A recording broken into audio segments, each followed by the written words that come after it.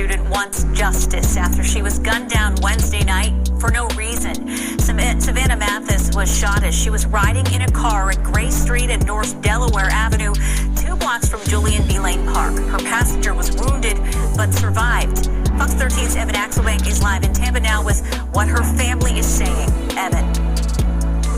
She was supposed to turn 22 next month. Instead, family is planning her funeral.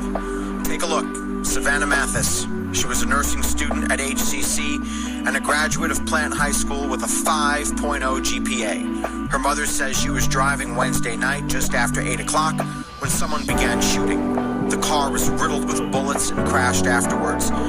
She passed away today, leaving behind a family in complete shock. This was an all-American girl who wanted to spend her life serving her community as a nurse.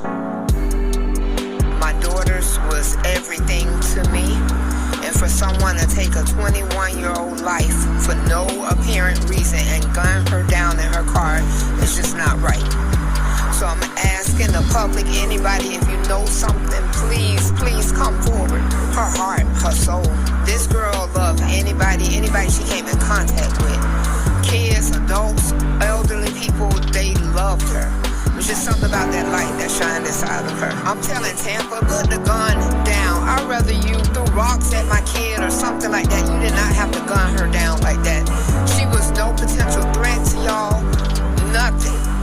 And she was gunned down because she was in the wrong place at the wrong time. The other adult female who was hit by the gunfire has survived. Police say this is a very active investigation as they try to piece together exactly who was involved in killing Savannah. Hey guys, it's Candlelight Vigil with blackwomenaware. So I had to jump in real quick and give this message. First, I'd like to say thank you. Thank you for visiting my page. Thank you for showing support and being concerned about the injustices that Black women and children face every day in the United States. I really do appreciate your support. You don't know how much that means to me, especially because I myself am a Black woman. I'd also like to put this quick disclaimer out there. Do not come to my page victim shaming or blaming. You will be immediately blocked for that. I do not tolerate it. There is no need for it. And I'm pretty sure you knew what you were saying in the comment before you posted it. So be respectful. Many of the victims, their families come back and they visit this page. I am their advocate. This is their safe space. No disrespect will be tolerated. You all have a good day. I'm going to let you go back into the commentary. Every 5.5 hours in the United States of America, a Black woman or child is murdered. Stop killing Black women. Stop killing Black children. Hey, what's up, y'all? This is Candlelight Vigil with Black Women Aware, back with yet another tragic story. This one coming to us out of Tampa, Florida, concerning the 21-year-old Savannah Mathis. So I'm going to read this article and I'm going to do some commentary along the way as I read it to you guys, because I found some questionable things with this article. And this article is from Fox 13. It starts off, 2 arrested for shooting death of Tampa nursing student driving on Gray Street. Tampa police have arrested 2 men in connection with the shooting death of Savannah Mathis, the bright young nursing student at Hillsborough Community College, whose life was cut short when bullets sprayed her car while driving along Gray Street on December 1st. Savannah Mathis's car crashed just 2 blocks from Julian B. Lane Park on Gray Street near Delaware Avenue. Tampa police have remained tight-lipped about what they believe happened before and after the crash, but it appeared their shooting caused her to lose control. So they shot her up and she died instantly, basically, obviously losing control of the car. So let me go on.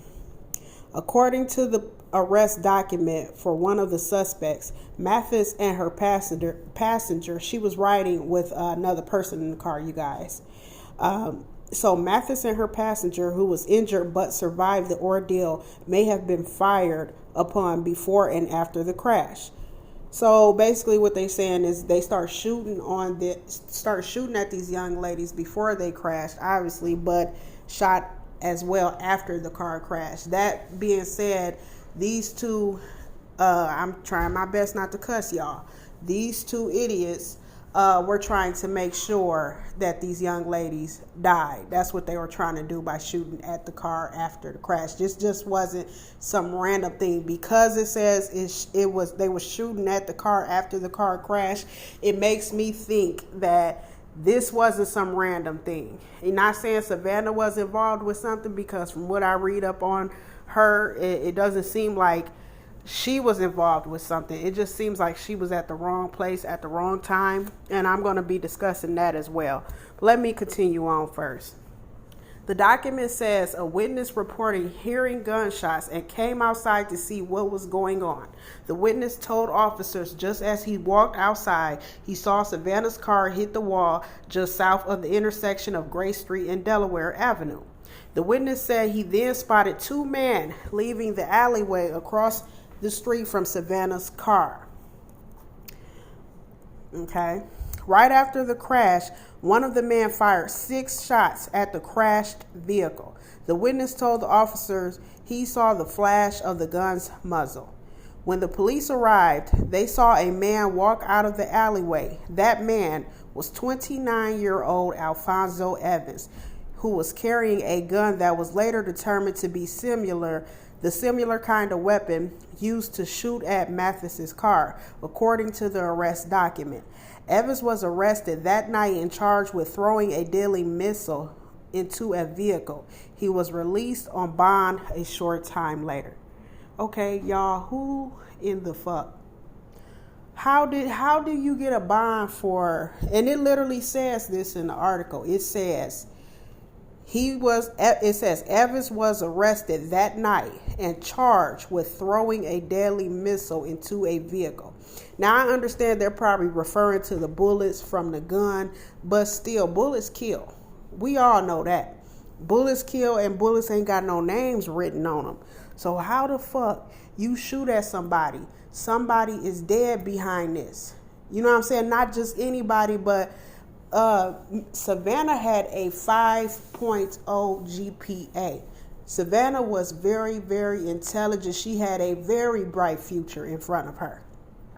Now, maybe it's just me and I'm not up on everything. Maybe I'm just too much of a hermit, but I have never heard of anybody having a 5.0 GPA. That means she had A's on top of A's. That means she was super duper smart. And if she was striving or aspiring to be a nurse, y'all know how hard it is to get in the nursing field. You talking to a nurse. I used to, like, when I was just in my program, y'all, I used to witness them turn away straight A students.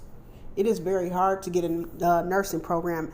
And it doesn't matter. A lot of people like to clown community colleges and things like that. But what I've noticed in my 16 years being in the medical field, some of these community colleges nationwide have better accredited programs when it comes to nursing over the universities. Some of them are, some of those nurses coming out with just associates, and they go on later on to get hired in the hospital to get their bachelor's. Some of those nurses coming out with just that associates are better trained than what they are coming out of the universities. You know what I'm saying? A lot of people don't want to admit it, but the town that I'm from in the Midwest, there's always big competition between what's considered a small community college and a big, huge university. Because the town I'm from is a university, it's a college town. But anyways, I'm going to get back into this. I just found that really, really odd that this fool was able to get released on bond and it says a short time later. So he wasn't in there long at all. He's able to get released and go out and possibly harm more people. You know, I don't think Savannah, like I said, I really don't believe, even though I have no evidence of anything, I really don't believe she had a hand in causing her own death. I don't think that at all.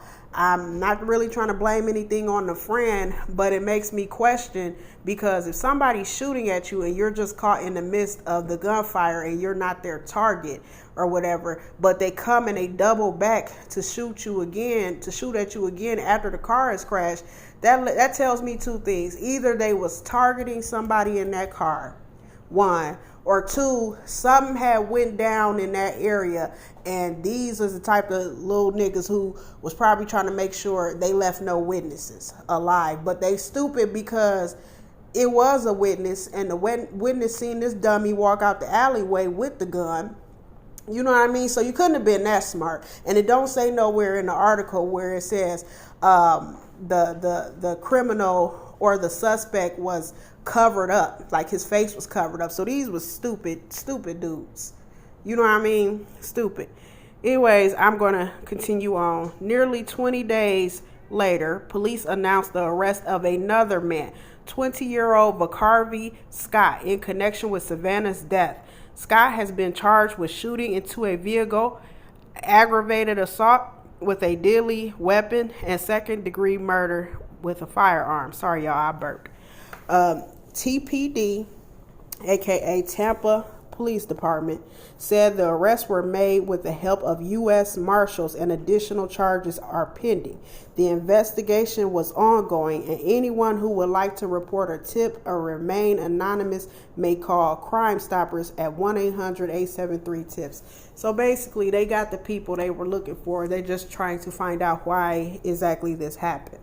And they probably need evidence and things to get those charges to stick.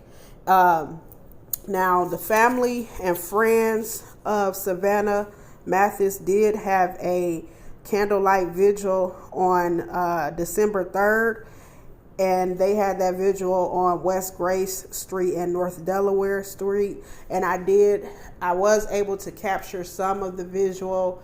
I was thinking about adding it into this video, but for y'all to hear it, you have to be in a place that's real quiet, because the sound quality isn't that good on that video. Okay, so I might just still add that in here.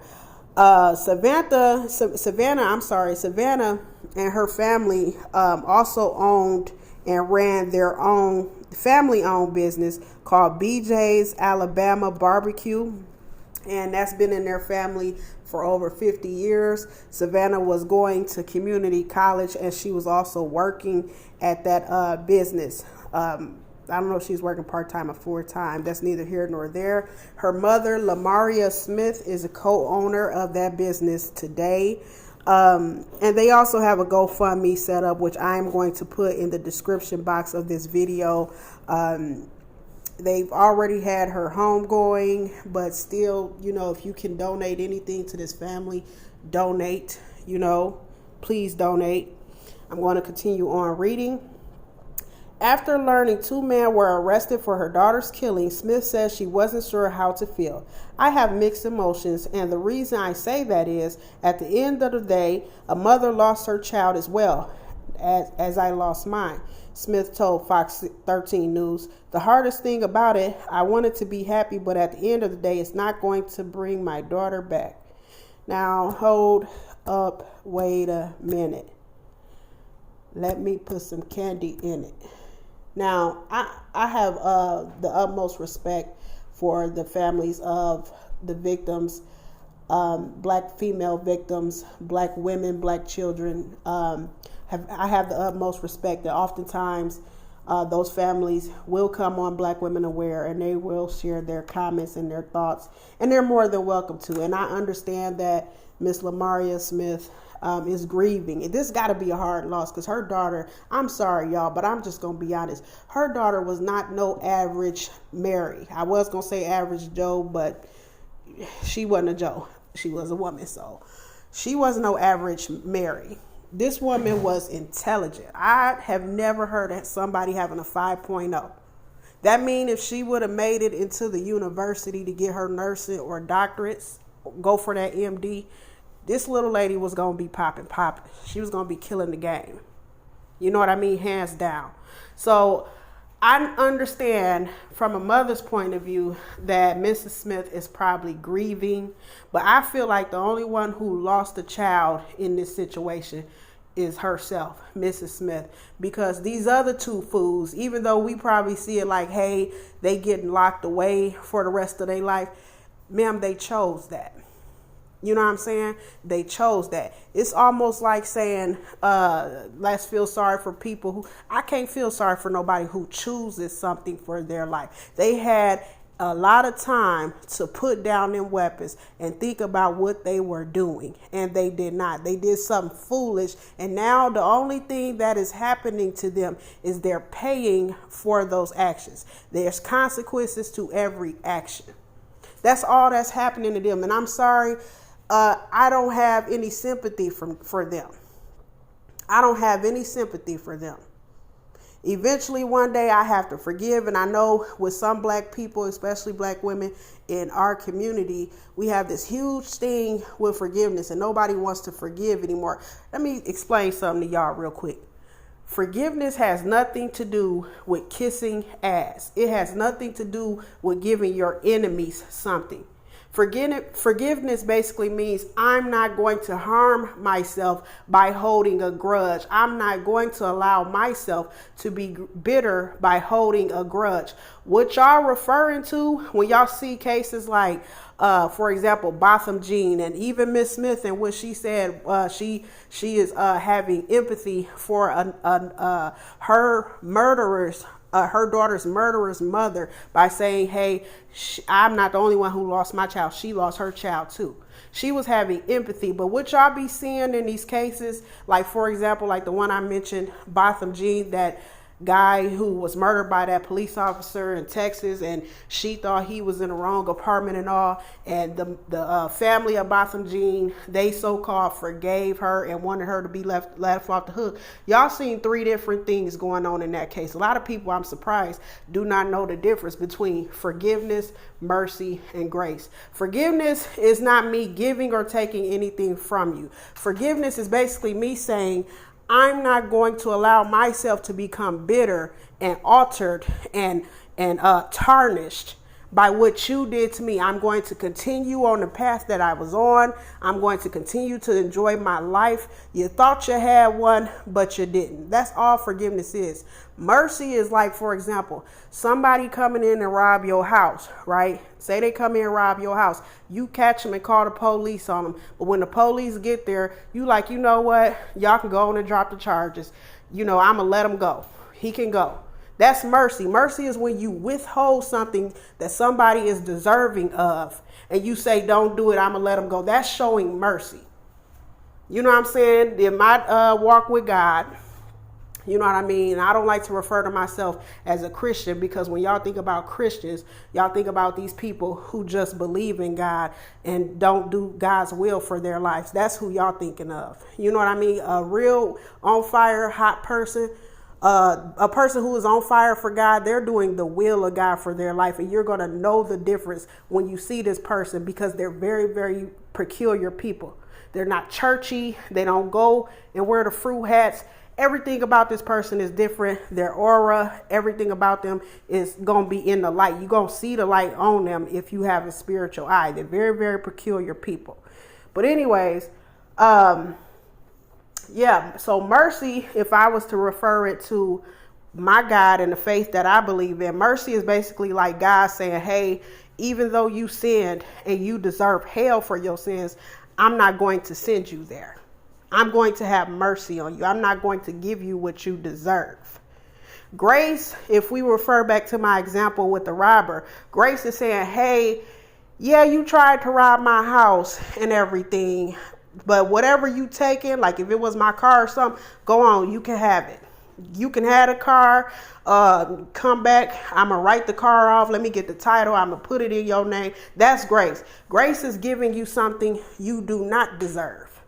So basically what was going down in the Botham Jean case, because a lot of people use that example to say, oh, well, I'm not going to forgive. If you ain't going to forgive, you not hurting nobody but you. That's who you hurting. Basically, what you meant to say is I'm not going to show mercy and I'm not going to show grace. Okay, that's what you meant to say.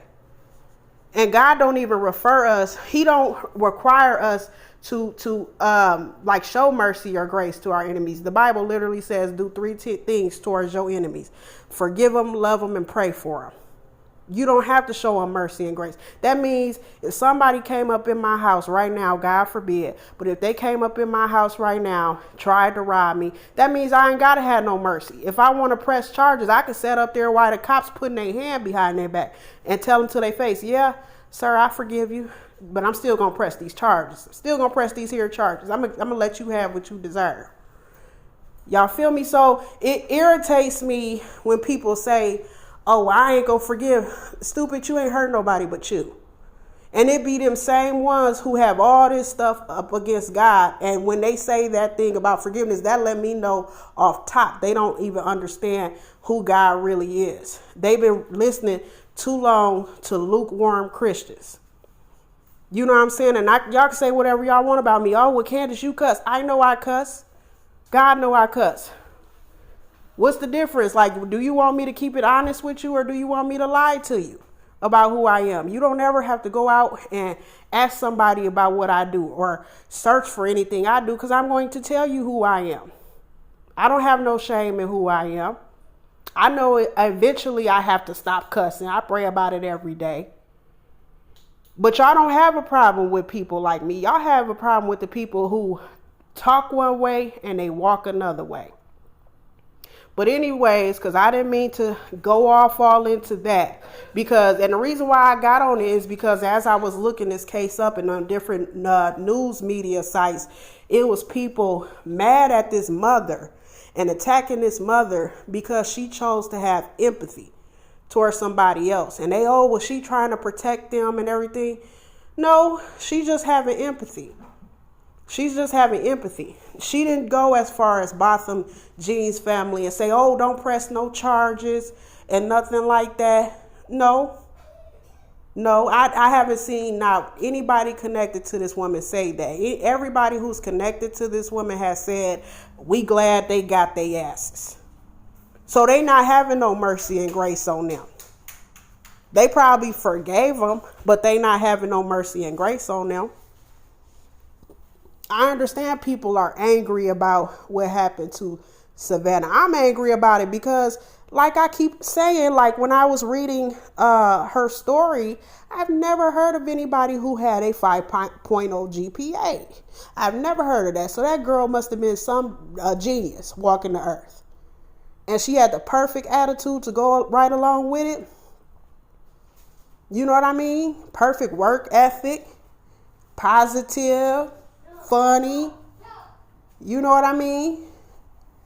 I'm not saying that I feel for these little, I'm trying not to say my favorite cuss word. It's a cuss word that Bernie Mac used all the time. And that's my favorite one too. But I'm not, basically what my problem is with people attacking this girl's mother is I feel like this mother is square with the house. She lost something that was priceless and nobody should be attacking her. I don't give a damn what she's doing right now. A lot of times when you're grieving, you are not in your right mind. You know what I'm saying? You're not in your right mind.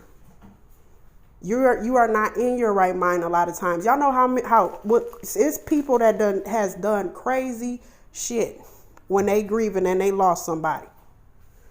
I'm actually amazed at her strength and how she's held up, because I know I'd be firing the city of Tampa up. See, they say God gives his toughest battles to his strongest soldiers. I must not be that strong of a soldier. Yeah, I done been through some stuff in my life, but I know God knows me well enough to know I can't put this on Candace. If I put this on Candace finna turn the city on fire. And see, what we don't realize is when we take revenge into our own hands, we end up harming ourselves worse than if we just step back and say, you know what, I'm going to let God handle it. And me saying I'm going to let God handle it don't mean I just want these boys to get off. I don't want them boys to get off. I hope they throw the book at, I'm just going to say it now, y'all, because I'm getting mad when I think about it. Because that little girl, that young lady, rather, because she was grown. I'm not going to call her a little girl. She was younger than me, way younger than me. Maybe could have been my little sister. but she was a young lady. Miss Savannah Mathis had a bright future in front of her, and I hope them motherfuckers get life for what they did to her. I'm sorry. And as I was reading that article, it brought me back to what some of these, because, you know, I seen the hailstorm with the terminate black babies and abortion. I seen all that going on YouTube. I decided to say nothing about it because, one, it really don't go along with what I'm doing on my page. You know what I'm saying? These debates, that's neither here nor there. They're pretty much futile to me because, I mean, and it's good to think and talk about different things, but I don't feel like, you know, and this is just my opinion, you don't have to agree with me, but I feel like they're neither here nor there because at the end of the day, we all know people gonna do what the fuck they want to do. Right? We all know people are going to do what they want to do. But I must admit, when I read the article about Savannah, I got to thinking. And I said, if I was an advocate, a black male advocate for Savannah's family, how would I feel? Like, I always wonder how these so-called good black men feel when they see senseless, unrighteous shit like this go on in the community. And it's your peers doing it. So as I read this article, excuse me, y'all, I burped. As I read this article, the only thing that came to mind was most of us are literally birthing our enemies. And it's a scary thought. It is a scary thought to look at somebody and they look just motherfucking like you, but they don't give a fuck about you and will take your ass and your children out within a blink of an eye. You can't say they won't because matricide, the killing of mothers, is on the rise in the black community. They killing the children now. They're killing the pregnant women because they were not smart to practice safe sex or just abstain from it. They went in raw. This woman got pregnant now because she don't want to abort or some crazy mess. They killing her and that unborn child. And it got me to thinking, because when I seen Savannah's story, y'all know how some of these women, they advocate for black men and they say, oh, well, that could have been my brother or my son and all. I feel the same way about black women. You know what I mean? I've never looked at, no matter what the gender of the black person, whenever I see the story, I can immediately connect with them because we share the same race. So just being in America alone, I know we share the same struggles. And you know what? I'm not even just going to say it's America, because what the fuck happens to black people happens all over the globe. It ain't just in America. You know what I mean? So, but when I looked at Savannah's story, I immediately thought about one of my sisters who, if I could compare Savannah to her, Savannah reminded me a lot of this sister. This sister is actually my older sister, but she is very, very, very intelligent. She is like one of the top people over child protective services. She has a PhD working with children, you know, in those situations and all. And Savannah reminded me of her. So as I was watching the news clip, it just broke my heart, because I'm thinking to myself, one, Savannah could have been my little sister. Two, this woman, literally, her mama didn't even have to get on the news and say, my daughter was not a threat to a motherfucking soul. And if you were scared of Savannah, something was severely wrong with you. I didn't need for her to say that because my discernment picked up. Savannah wouldn't have pulled a hair out of nobody's chin. She was just that graceful. I could see that in just her pictures alone. So I have to wonder, what made these two, Lord, I'm trying my best, y'all, to watch my mouth. What made these two MFs go and gun her down like she was an animal like that? I'm curious. What do y'all think? You know what I mean? That's what I want to know. I want to know, what do y'all think about this? Y'all get in my comment section and let me know. 1-800-873-TIPS is the number to Crime Stoppers. If you have any additional information about this case, please don't hesitate to give them a call. You can call in anonymous.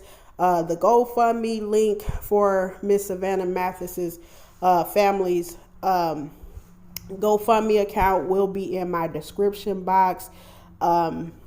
Thank y'all for watching. All being either directly or indirectly a part of gun violence. And so what we do is we fight our laws, local all the way to the White House, to make sure that the laws work for us when it comes to gun safety and making your community a better community. If that is an organization that you want to be a part of, all you have to send me to is text 4433. You will be connected with someone who will let you know in your area the local chapter. If there is not a local chapter, they will help you start one. I'm telling you what I know. I've had an opportunity to go all the way to the top and stand beside our now president and say, what you going to do? And hold him accountable. It don't just stop at like you. They need to be accountable. So the question I need to ask you, ask your brother and sister, are you going to be accountable for what's going on in your community? Because see, too many of us are losing our loved ones to people we know that live in our community, and sometimes keeping it all the way 100 will attend this funeral and have the audacity to come to family members and say, so sorry for your loss. Come on, y'all, we gotta be real about it. So real. Come over and leave money with the family or all the things. Come and sit in your house so they can hear what everybody else knows. So they can get away with it. So to that thing called snitching. Telling the truth ain't snitching, it's telling the truth. So all of y'all out there housing criminals that you know is a part of taking somebody's life, don't turn them in for the reward. Turn them in because it's the right thing to do. For y'all mamas who know y'all kids housing guns, or y'all giving them guns, know that I'm working real hard to make sure you get prosecuted. All right? Because Savannah, my baby, a 4-year-old, a 9-year-old, a 22-year-old that was shot up in the car, 56 cases was found. A 4-year-old and a 9-year-old died innocently because somebody thought, because they were in a rival gang, that this was what you needed to do to retaliate. So today I drove down, I literally just got here like 40 minutes ago because I'm angry and I'm tired. Tired of meeting another mom that's in a group that the only thing on the application is said date of death. You don't want to be. So I'm based and I'm on behalf of Savannah's family. Do the right thing. Even if you may think it's not important information, call somebody, tell somebody. You might just have that one little missing that is all that's to bring those who chose to take her life to justice.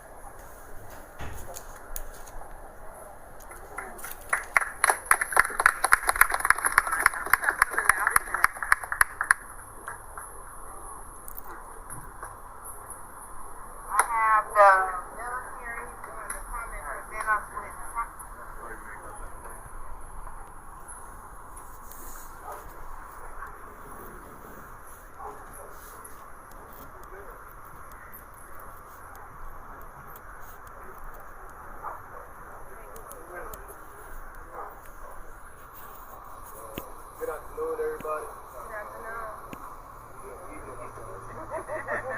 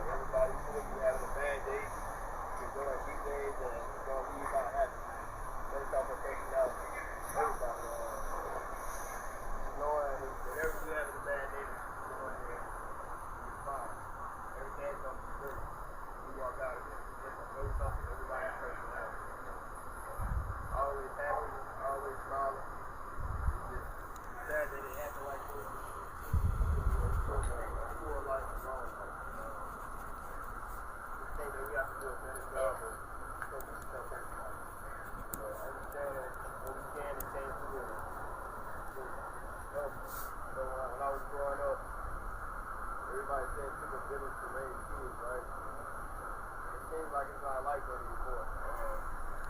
Everybody, you know, a little bit backed off to everybody, but I feel like we got to get back to having that unity. I think that's the only way that we'll be able to keep our kids from living a long, healthy life. On behalf of my unit and HCSC, I want to thank them for this. And just say thank you for being great people, and thank you for having a great place to come to when you have a bad day at work.